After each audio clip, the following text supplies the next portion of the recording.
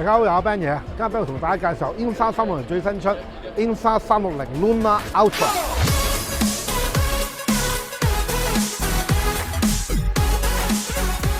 好，今日俾同大家開箱嘅咧就 Insta 360最新出 Insta 360 Luna Ultra。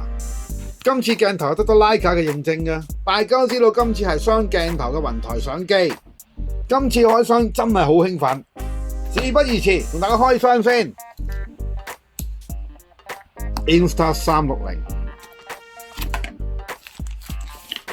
保養卡貼紙說明書，唔使睇。Insta 360打開佢，哇，好多嘢喺裏邊啊！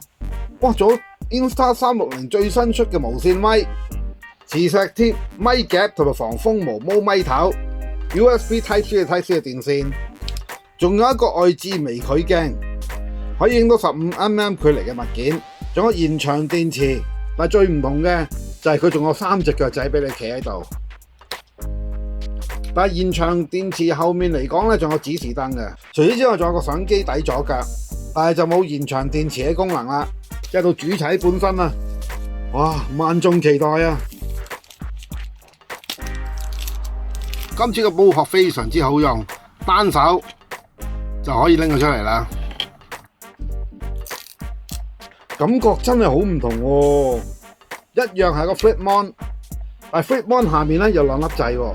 但係最令我驚喜嘅係成個模組可以拆出嚟嘅，咁樣就可以方便你取景用啦。機身重量只有233克，而鏡頭模組雖然有2個鏡頭，但係都做得非常之細小，唔會有頭重尾輕嘅效果。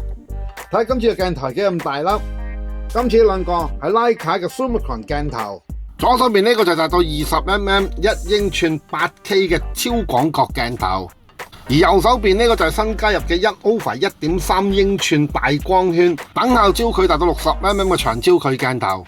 所以今次嚟講，影人像係可以做到一個光學嘅淺景深，14級嘅動態範圍，可以喺高反差嘅場景之下，對明暗細節嘅保留有實際嘅幫助。專業級嘅3軸穩定防震，除咗有機械式嘅防震之外，仲有 EIS 電子防震，雙重防震啊！今次機身嚟講有好多個收音咪，包括左、右，仲有背脊嘅防風收音咪。仲唔止啊！可拆式嘅圖傳模組嘅頂部都有一個收音咪，俾你可以做訪問，又或者自拍嘅時候用。咁即係變相買機送手持咪。但如果你對音色有要求的話，咁你就可以選擇帶有咪 Pro 嘅 Creator Kit 套裝，2英寸嘅 OLED Mon， 新加咗2粒嘅自定實體鍵，咁撳個掣就可以俾你好方便咁調色。而中間呢一個更加有 NFC 功能。只要輕輕觸碰你嘅電話，就可以快速啟動 Insta 360嘅專用 App， 再同你嘅 Luna 連接。而今次 Luna 呢個 Zoom 嘅推桿嚟講係全新設計嘅，向上推就 Zoom In， 向下推就 Zoom Out， 非常之順滑好用。所以 Zoom 鏡同埋 Pan 鏡2個動作可以同時進行，就好似打機嘅 joystick 一樣。呢個就係 Insta 360嘅專用補光燈，最新出嘅，可以幫你拍攝夜景嘅時候，令到主體更加突出。唔好睇佢機身細細啊，出嚟嘅效果係非常之光嘅。仲有2種色溫俾你揀，只要加上呢個專用 mount， 扣起佢，透過底部嘅強力磁石貼，輕輕拍上去，咁就可以完美補光啦。Insta 360嘅相機終於有佢自己嘅收音咪啦。要連接最新出嘅 Insta 360 咪 Pro 係非常之簡單嘅，只要拎出嚟，只要喺咪 Pro 左手邊嘅實體鍵咧撳3下，咁就已經進入咗配對模式噶啦。係啦，跟住咧就已經揾到佢噶啦，再撳一撳佢，咁就連接到噶啦。喺裏邊嚟講，你可以咧再調校裏邊嘅參數嘅，例如降噪、音色模式、檔案格式，都可以喺 Luna Ultra 上面直接控制到佢。而家2個都連接到啦。如果呢個時候咧變成豎屏咧，佢一樣可以以打動嘅形式咧顯示俾你睇。變成豎屏嘅好處咧就係俾我哋見得到更加多嘅參數。咁對於我哋調校嚟講咧就方便好多啦。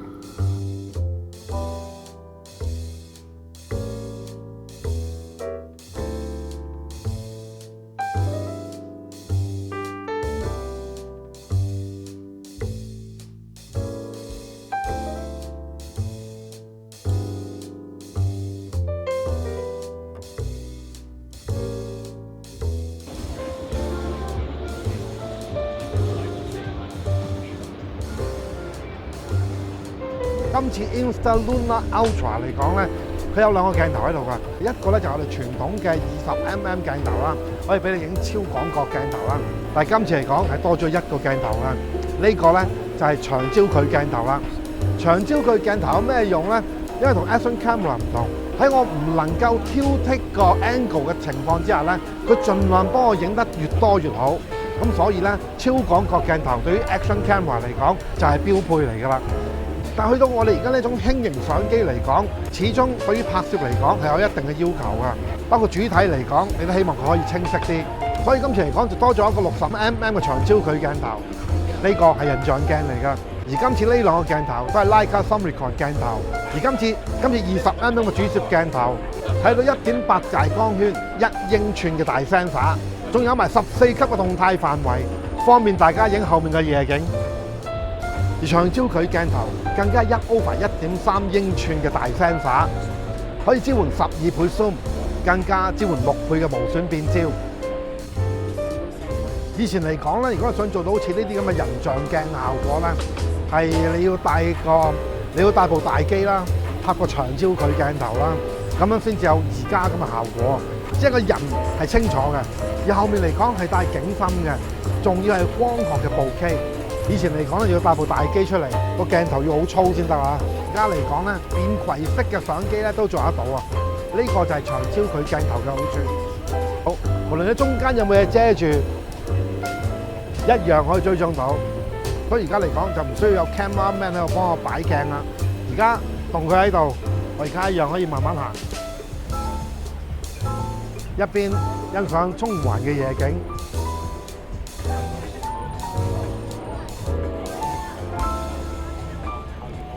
好啦，你就試一試佢呢個長焦距鏡頭幾咁厲害啦。好啦，我哋而家以匯豐銀行大廈作為測試點，一直 zoom 落去，1倍 zoom、2倍 zoom、3倍 zoom、4倍 zoom、5倍 zoom、6倍 zoom。好啦，6倍 zoom，6倍 zoom 嚟講係光學無損變焦。繼續落去，7倍、8倍、9倍、12倍 zoom 最盡。辦公室上面嘅公共台咧，一樣可以見得到啊，非常之清楚。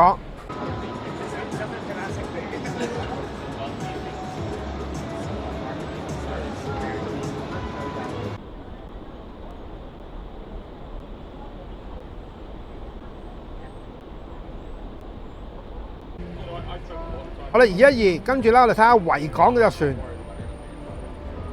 ，1倍、2倍、3倍、4倍、5倍、6倍、7倍、8倍、12倍，呢個就係12倍變焦啊！我哋而家喺中環嗰邊影過維港嗰邊嘅，就算而家咁漆黑一片，佢呢個色仍然都好實正。但係見到佢追蹤前面個舢板咧，甩都冇甩過喺前面呢度。甩咗個圖傳模組出嚟嘅好處咧，就係可以喺離開呢個鏡頭嘅情況之下去做調校，去做 zoom in 啊！一體成型的話咧，如果佢喺埋一齊的話咧，就好容易咧震動到個鏡頭啦。而家嚟講咧就唔會震動到佢啊！我喺度慢慢校，慢慢睇，好似導演咁樣啊！所以而家嚟講，單兵作戰都冇煩惱啦。我哋又嚟試一試佢，透過呢一個可拆式嘅圖傳模組，同埋佢呢個 Micro 嚟講，對於我呢個單兵作戰開嘅人嚟講，有啲咩分別咧？平時嚟講，好似我而家單兵作戰的話咧，基本上咧，我要望住前邊呢個 mon 啦，呢個 mon 啦。但係當我行到好遠嘅時候，基本上咧係好難見到自己個樣啊。咁所以咧，即係咁細粒嚟講咧，基本上都係靠估噶啦。好難會見到好清楚自己嘅樣啊！所以咧，而家有咗 Insta360 Luna 可拆式嘅鏡頭，呢個可拆式鏡頭只要撳一撳佢，咁樣就可以見到自己個樣啦。咁樣我而家就可以行遠啲，充分咁利用到而家嘅場景啦。而家我就帶上咗兩個 Insta360嘅專用收音咪，一個咧就擺喺鞋上面，而另外一個咧就黐咗喺窗上面。咁樣咧就可以做到一啲好電影級啦、好微細嘅收音啊！好，咁我哋又試一試拍一拍嘢。好，咁我哋而家可以試一試佢個 zoom 啊！喺呢個 pad 上面嚟講咧，喺呢個遙控 pad 上面嚟講咧，就已經可以控制到個 zoom 啊！雲台嘅方向亦都可以喺度控制到，咁方便。咁我哋而家就開始玩啦。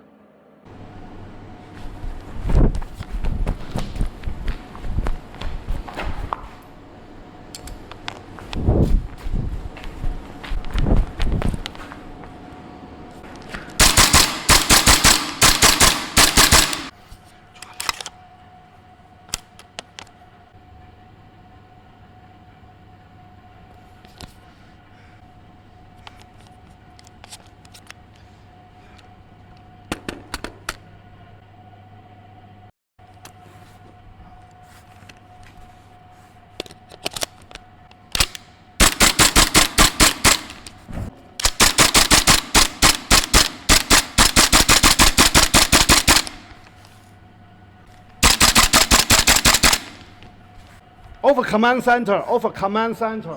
Enemy all clear, enemy all clear. 通常嚟講咧，單兵作戰的話咧，好難咧去 keep track 住個主角嘅擺位喺邊個位置嘅。究竟係左中右啊？更唔好講係 zoom 啊。而60mm 嘅鏡頭真正有 optical zoom， 令到我嘅頭髮絲咧都可以一清二楚咁見得到。以前咧想拍到一啲咁刺激嘅打 war game 嘅畫面啦，都起碼要一個人幫你揸機啦。而家嚟講咧，單兵作戰都可以做得到啦。咁我哋又試一試佢呢個最新嘅全景拍攝咧，配合埋呢一個最新嘅 Leica Summicron。咁你就試一試呢個全景拍攝出嚟嘅夜景係點樣啦。只要撳全景拍攝，再撳 shutter 掣，咁就可以開始影啦。係影晒咁多個角度啊！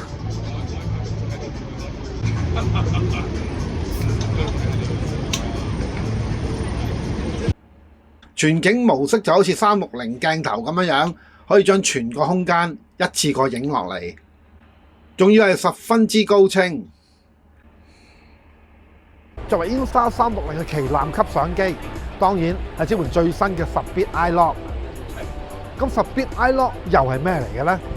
簡單嚟講 ，iLock 就係 Insta360自家嘅 lock 色彩模式。畫面會好灰好偏，睇落好似微調色咁，但係其實入邊係儲存咗更加多嘅光位同埋暗位細節，同埋更加多嘅色彩資訊，俾你喺後期調色嗰陣有更加大嘅自由度，唔容易爆光或者死黑。而至於10bit，即係每一個顏色可以儲存更加多嘅色階，8bit 大概1600萬色，但係10bit就可以去到接近10億色。天空漸變，皮膚位就冇咁容易出色帶。Insta360嘅 Lunar Ultra 就支援10bit iLock， 加埋大底嘅感光元件，可以食盡大概14級嘅動態範圍，日夜景都可以保留更加多嘅層次。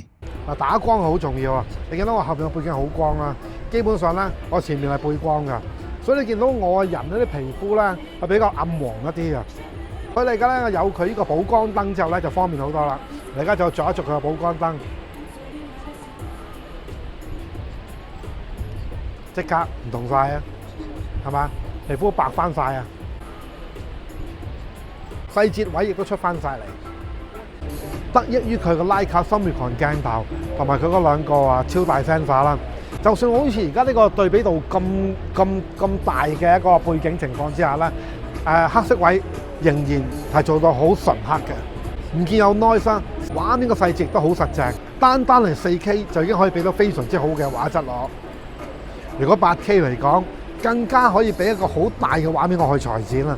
所以 8K 嘅拍攝同埋10bit iLock可以俾到個好大嘅寬容度我去作後期製作。翻到屋企就唔使咁驚啦。所以咧，我好驚歎啦！今次咧 Insta360第一次出嘅手提式輕量級嘅相機咧，第一次出，方方面面都已經做得咁好啦。無論佢喺方便我單兵作戰啦，喺畫質嘅提升啦，周邊配件嘅支援啦，即係好似我呢啲咪嚟講啦，今次嚟講真係做得好成熟，有一種一步到位嘅感覺。就算佢呢個便攜式嘅 case 嚟講咧，都係好用心去設計過㗎。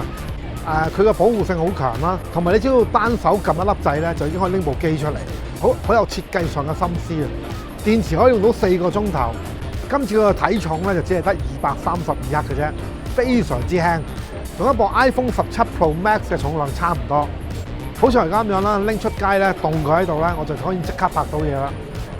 仲有佢好多實體鍵嘅，佢連個 mon 下邊咧都有兩個快捷鍵俾你去用。所以咧呢部機咧，我而家咧係開心使用中啊。OK， 好啦，今日 Ben 介紹到此為止。如果係歡迎片，麻煩俾個 like。如果冇個 channel 麻煩 subscribe，Ben 會製作更加多有趣嘅片俾大家。我哋下次片再見，拜拜。